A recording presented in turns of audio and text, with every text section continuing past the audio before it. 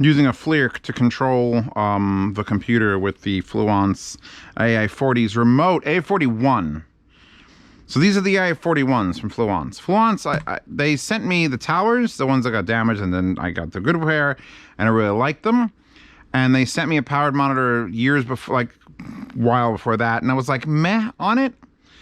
And then there's like the SX6, which are still available, which I will link in the description, which were like, when I was starting this channel, there was Dayton B652, then Dayton B652 Air, then Mica MB42, then the Fluance SX6. Like that was when I was like the fourth fucking model of speaker that I ever gave a shit about.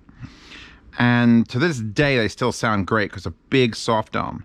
So now they've got self-powered speakers, like the last one I reviewed that I was like meh about. But these are the new version, and there's the big, silky soft dome. And this is a small little 5-inch driver. And I would be absolutely happy to sit here and review this for you. Set all bass levels to maximum. But the problem is, I opened up the website, I opened up YouTube, Amazon. These speakers, Fluance AI41, two-way powered bookshelves, 90-watt turntable, PC, Bluetooth, whatever, $250. I'm like, that's all right. That's a little pricey for like a 4-inch, a 5-inch driver. And then I opened up the AI61s, $299. They're $50 more for a 1-inch bigger driver. So I think what I'm going to do is I'm going to stop listening to these.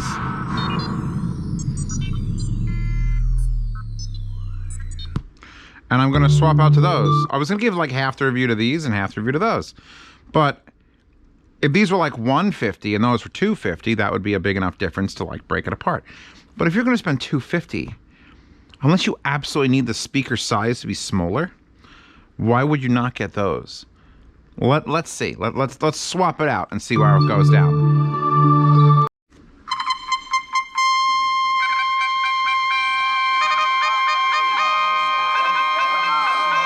That is Johnny Logan. I want to go to Brazil. And I'll tell you what, the treble adjustment on this set, that's all the way at the bottom.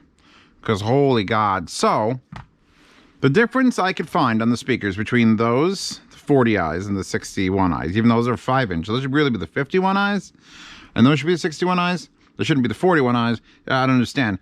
But the differences I could find: 90-watt amplifier, 120-watt amplifier, no USB input, $50 more. So it's like, I mean, I guess if you're going for size, but if they were using the same amps, at least it would make sense that it's like, all right, it's just slightly bigger, a little bit more money. But they're giving you an entire other digital input, a USB input for this. So I don't see why not go for these. By the way, the colors they're available in is the big ones here are only available in 3 different finishes. Black Ash, which this is. The Lucky Bamboo, which this isn't. And then Blackface and Brown Side, which is called Natural Walnut. The 40s is available in 4 different finishes. This one, which is White Walnut, which is what this is, white and walnut. And then black and walnut, and then white and bamboo, and then black. So they at least have got some color options, even though, you know, contrasting colors, yes, but not like color options. But other than that, I mean, why go small? We'll look at the back some in a second. Controls in the front, you get to pick between Bluetooth, RCA, optical, or USB. Same on this, you just press the button and rotate to adjust. The light flashes. The light is very bright here, like up and to the right. I can see, like, I want to say the bulb, but it's an LED. I could lower that all the way down. Flashes red when we're done. See, that flashed red, and we're up as loud as it'll go, and I don't... Yeah. It's loud, but if I set a speaker as loud as it'll go, I should be like terrified of it. Feel like I'm losing control of myself. I sincerely. That's some Eminem, and I'm like here, and that is maxed through a digital input. So it should be like, when I do that with the swans, any swan, you die, or the speaker explodes and kills you and everyone around you. So it's like a little, they're not underperforming. They're definitely loud enough. But loud enough is loud enough. It's not like, oh my God, gotta die. So the remote control is as follows. The same remote for both speakers. I'm pointing at the empty space where they were. I can finally take those speaker stands back. Power button, which simply changes it to red. I left this little indicator on there because it helps me. Turn it on, it turns white. You hit mute and it flashes red. And then turn back to white. Why would it do that? Does that indicate that it's muted? Flashing red now. Must have unmuted with a single button press. Okay, whatever. The volume up and down are the top and bottom of the circle. I don't mind that because when you grab the remote, you naturally put your thumb right there. That's the most used thing. It's going to be the volume. You're good. The play, last track, next track only really works on Bluetooth. I don't know if the USB would work. It could legitimately, when you plug this in USB to a computer, it could install drivers and then let you change tracks. For my particular purpose here, lower the volume down a little bit. For my particular purpose here, I'm using a FLIRC, an infrared receiver over there, so I can play, pause, next track. And then I can take that FLIRC out, plug it into any computer, and then have it work. So those are dead to you unless you're using Bluetooth or possibly USB. I'm not USBing to that old laptop. Then you have these buttons. Input select, which is going to switch between white, which is optical, to purple, to blue, which is Bluetooth, to green, which is RCA. Apparently USB is purple and not red. Well, you could actually see it like lighting up my finger. Like a laser beam. That's fucking wild. Blue, no.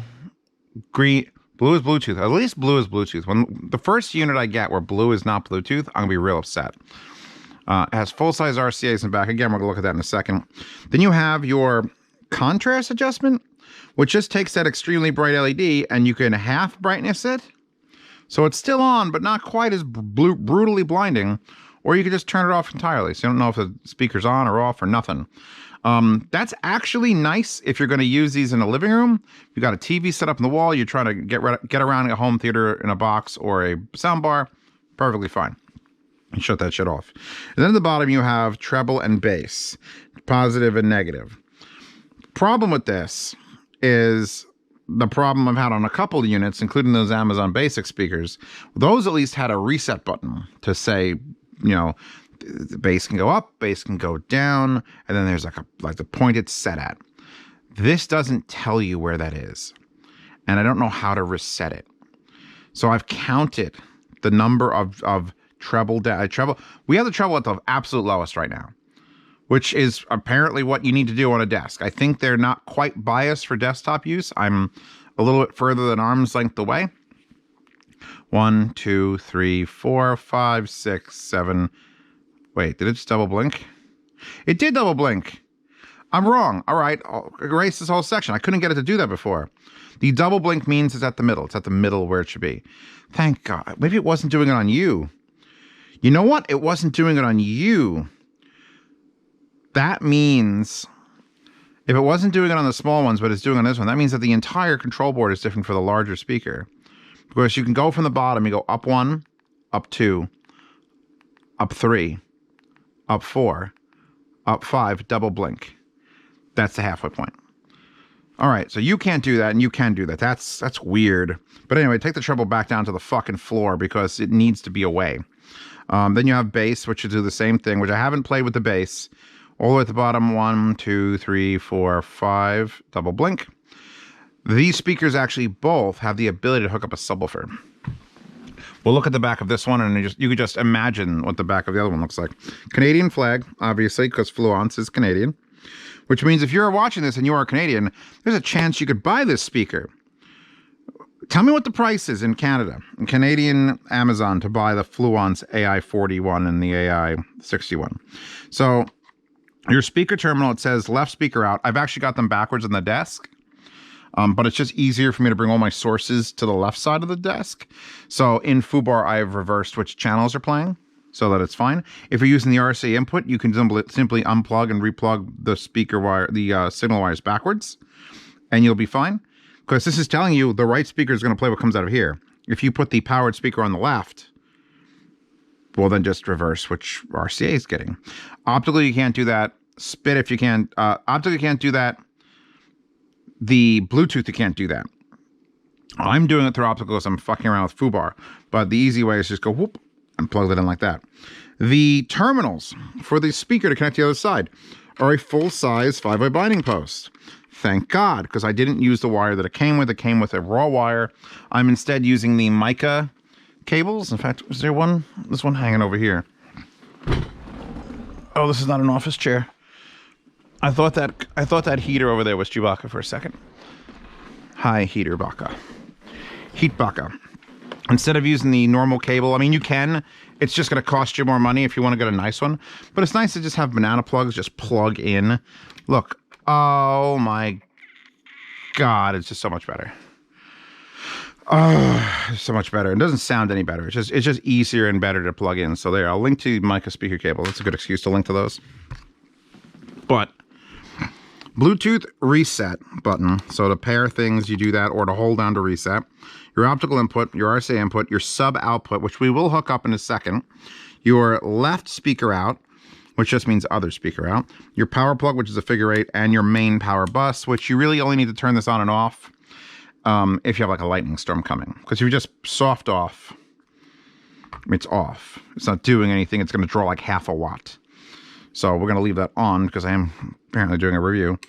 But yeah, that's the only reason to touch that. The only addition to this speaker from this one is right here, there's a USB-C input, which is kind of nice. The fact that it's a USB-C is even nicer because I can't get USB-C on a lot of my portable devices.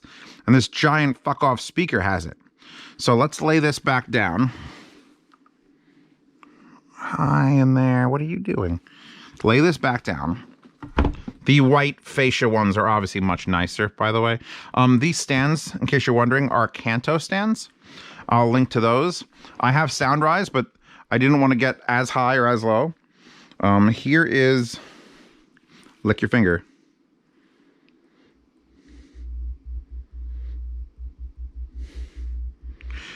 One of the Martin Logan subwoofers. We're just going to apply that to that. Now, the problem with these speakers is they can't control the output. So they're just going to throw all their low end down there.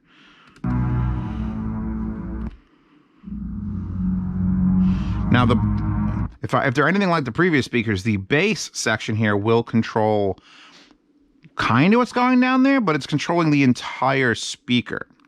So if you put the bass up, you're going to get more subwoofer, but you're also going to get more bass out of these, which is not what you want.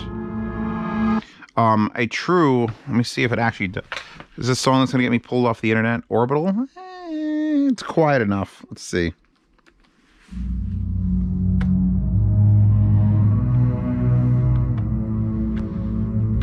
Yeah, I don't hear it cutting off. Sometimes you plug in a subwoofer, it will say, okay, subwoofers in the Vanuatu T1 Encores do this. You plug a subwoofer into them, it goes, oh, I don't need to play low end up here anymore. I'll reserve, you know, the driver motion for more volume. This doesn't do that. This just gives you an option to add a sub. So whatever you have, you'll still have now with more sub in place. It's a great song.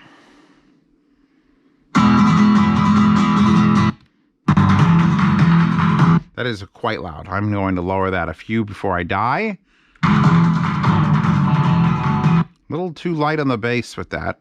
Bass is maxed. Are you kidding me?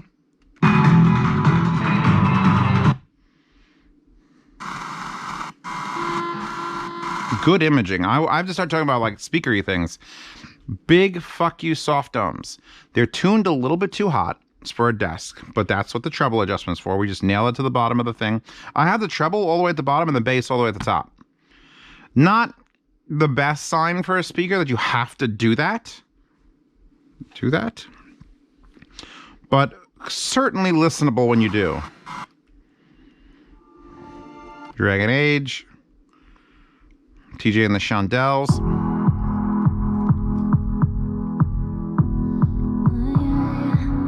There's just enough low end there that it's. I could probably go back there and adjust the sub a little more, bring me a little bit more to balance it out. Because for this one, it was doing like, oh, that's a lot of sub. For this, it's sort of like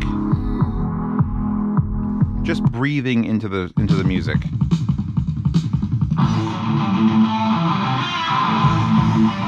What is that?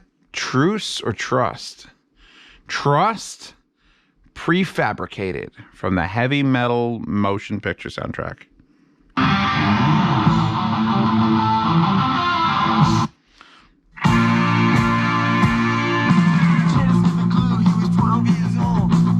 Mr. Robot soundtrack, also great. I love soundtracks. They're a great collection of music. Skip forward in this. Right there. So we're not getting murdered by the highs. The lows are solid here, and we're getting assisted by the subwoofer. This is a nice place to be. It's a nicer place to be than this with the subwoofer. Although this with the subwoofer seemed to kick out more low end. I don't understand how that's possible, but it did. I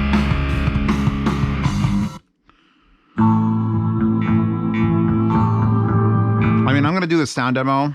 I don't even know if I'm going to sound demo the fucking 41s, honestly. Because honest poll in the comments, if the 41s are 250 and the 61s are 300, why would you buy these? Just for size? Because like I can compare the two. Let's pick up the lighter one with less stuff. I will match this bottom corner here without smashing anything. So you're at least 2.5 inches shorter and at least 1 1/8 inches shallower. The depth is probably also pretty significant, about 1 inch shallower there. So it is a pretty small footprint comparatively. But if you can fit it, like even on the desk scenario, this is the better speaker.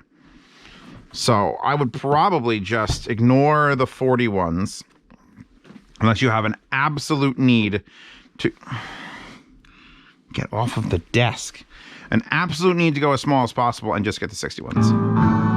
They do more. They have more power. They have bigger drivers which are easier to play. They straight up sound just better. They just sound more balanced, more even. And you get a USB input and you can get the same color scheme if you want. Yeah, right here, this sounds like the Fluance I love. Lower the treble down because I don't think their amplification technology is great.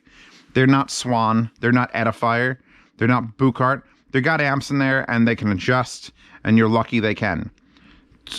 Sit here, play with it. This is free. These 4 buttons come for free. Another thing is that it actually has the ability to show you the middle of the fucking range. Just sit here. Have you seen the little piggies crawling in the dirt? Because for $300, I'm trying to think, you could get RB42s and a Loxg A30. That'll cost you around $320-ish. With Black Friday sales, it'll cost you around $300. And that won't give you a sub out. I don't think the Loxg A30 has a sub out, does it? Well, the Loxg A30 is a very competent headphone amp too. So it's like you got to pick your poison. Do you want to build a 2.0 with an amp, or do you want to just buy speakers, have them be done and pretty capable?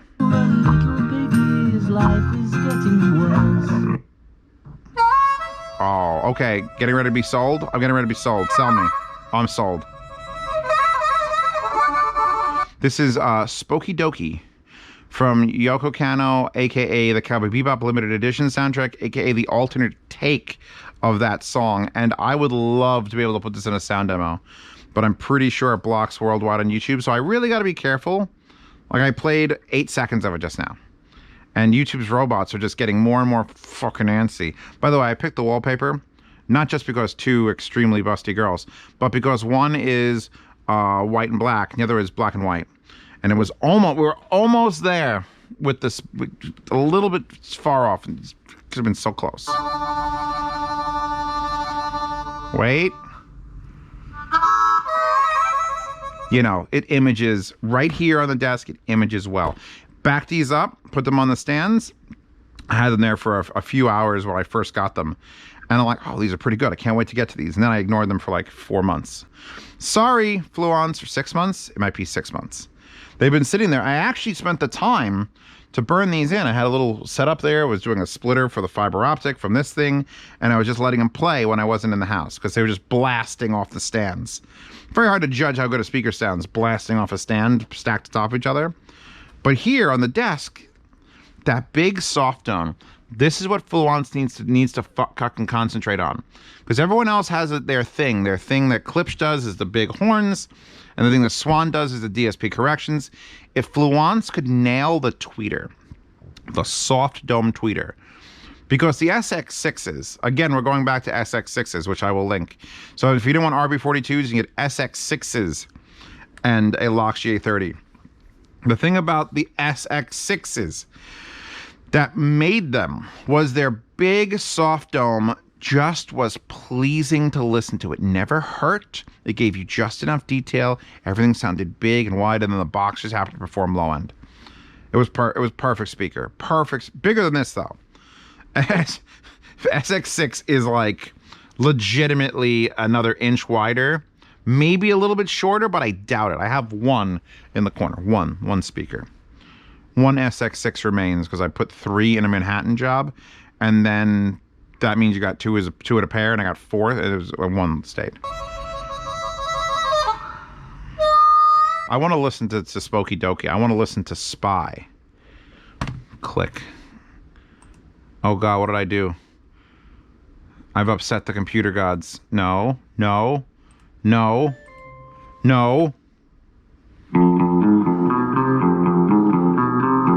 Wait. I'm gonna unplug the sub just because I want to make sure it's not. I don't know how a single subwoofer could make the treble better, but I want to just double check. Yeah, it's good. These are good. These are good speakers. These try a little harder. Like they're trying real hard to just be, they sound like they want to be bigger speakers, but I sat here and I tweaked them and I was like up and down.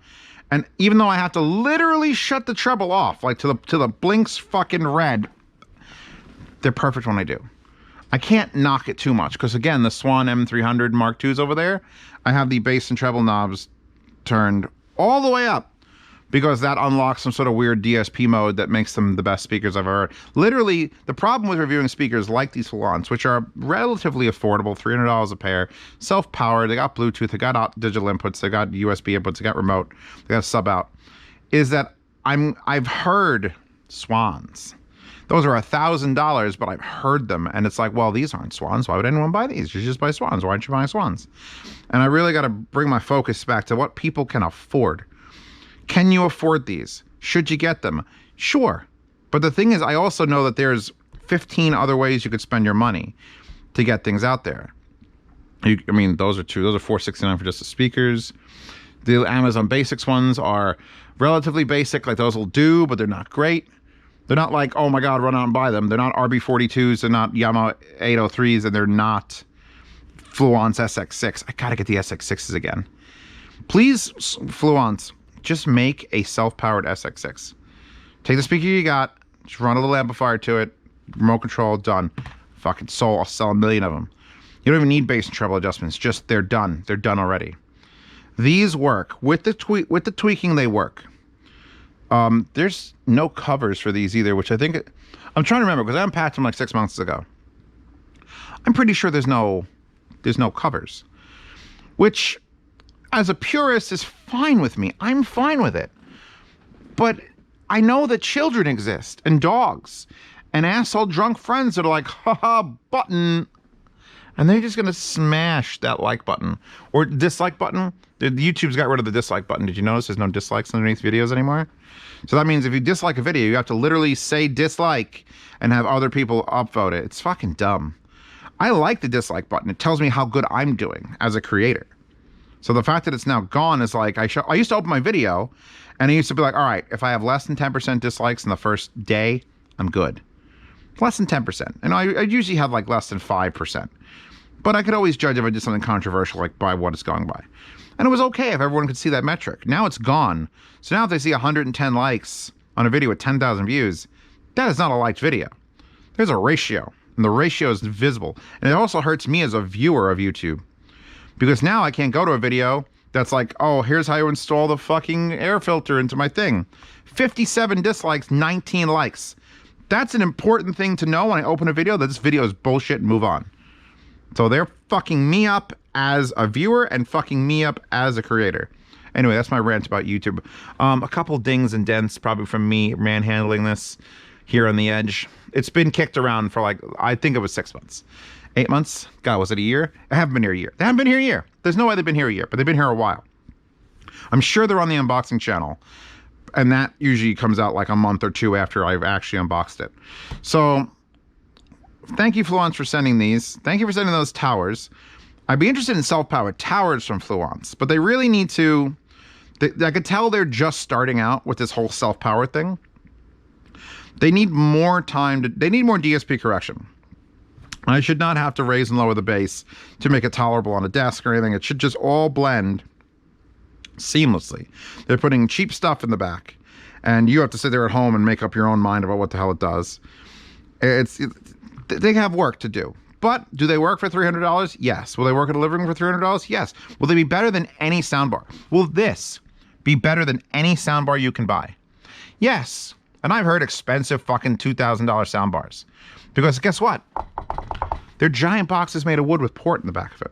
Unless your soundbar is literally this big, a real speaker that can produce real air pressure is going to outperform it. Especially since you can put it, you know, as far apart as you want. Soundbars are sort of stuck under the TV, so they can only be like 42 inches wide. When you got a 72-inch wide soundbar that's 6 inches high, so you can fit 6-inch drivers in the front, maybe you'll have a good soundbar. But even then, you can't even angle them. It's fuck soundbars.